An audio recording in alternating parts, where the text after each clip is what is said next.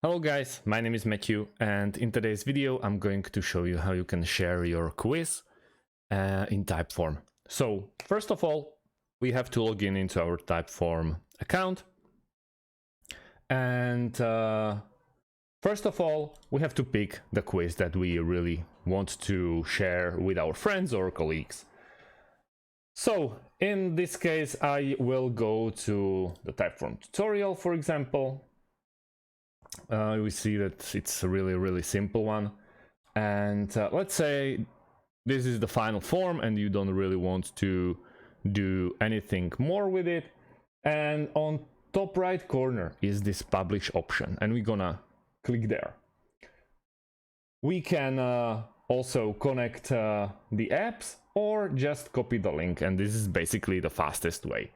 Once the link is copied, we can just send it to whoever we want, and we see it's powered by Typeform. Do you like the autumn? Let's go with yes.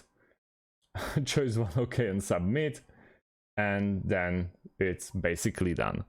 In our Typeform, Typeform workspace, we should see there is already one response.